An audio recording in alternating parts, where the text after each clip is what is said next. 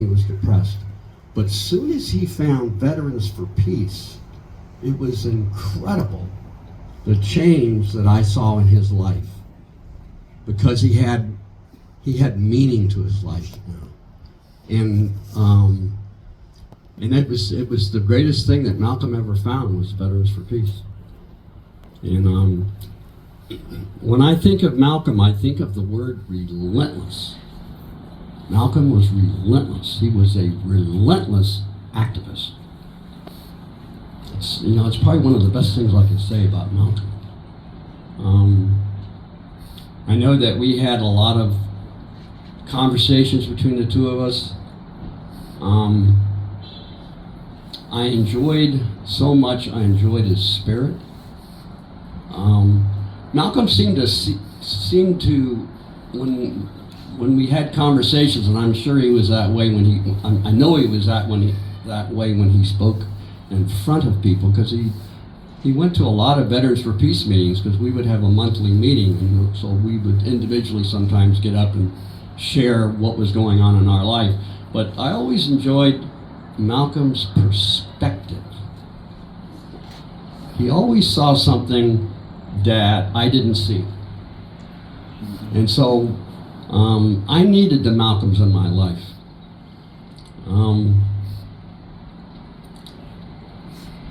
He's like all of us. I was an Army medic in Vietnam. I came back from the Vietnam War and realized that the entire Vietnam War was an absolute, total, complete lie. Here. Absolutely, totally a lie. And what happened when I came back, and I'm sure it's true with so many veterans, and you don't have to have been in a war zone, but what happened with me was I was raised in a military family. My father was a career military officer. He was a combat veteran in North Africa. My dad killed German soldiers during World War II. So I was raised in Japan, Germany, East Coast, West Coast. And so what happened to me, like so many other veterans, you don't have to be just a Vietnam veteran, Iraq veteran, Afghanistan veteran, whatever, is that when I came back from Vietnam, my entire core belief system was dismantled. I felt like I was in a foreign country when I came back from the United States. Because I realized something, and I know there are other Vietnam vets here. I realized that I was the enemy in Vietnam. It wasn't the Vietnamese at all. I often say that I was born in America, but my heart is Vietnamese.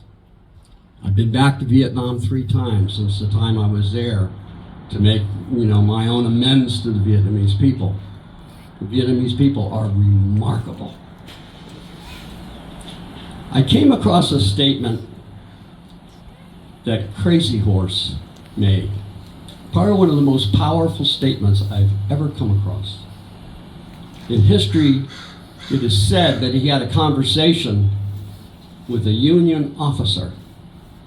There was a translator there, and Crazy Horse said to the Union officer, he says, "We do not want your civilization."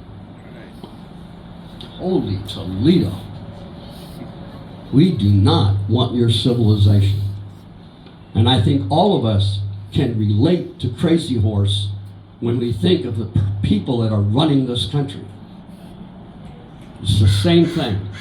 I understand. When I came back from Vietnam and I came across what Crazy Horse had said, I understood exactly what he was talking about.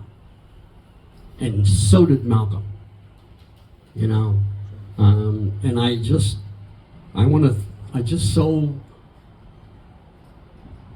he was just an incredible man. There's no question about it. I think we all have Malcolm inside of us.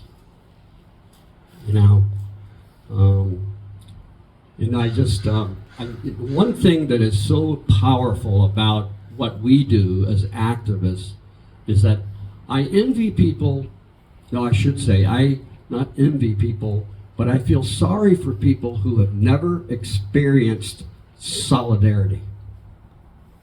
And that's what I experience when I'm with Veterans for Peace, or I'm in any other fellowship, or doing all of the kinds of things that all of us activists do. The greatest moments I have ever had in my life is experiencing solidarity with other anti-war activists. That is the most incredible thing I have ever experienced. And that's what Malcolm was about. That's what all of us are about today. So, God bless him. I will never forget Malcolm Chaddock. Thank you. Right.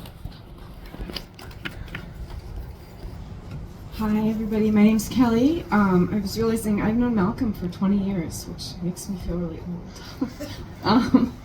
But he was one of the first activists I met when I moved to Portland 20 years ago now, and we used to go get burritos and talk about the world and peace and war and all the issues.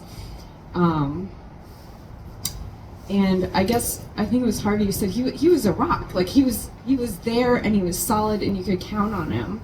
And every time I would go to a rally or a protest, Malcolm was there. And he had the flags. It was easy to find where he was. It was very grounding to be at a protest with Malcolm.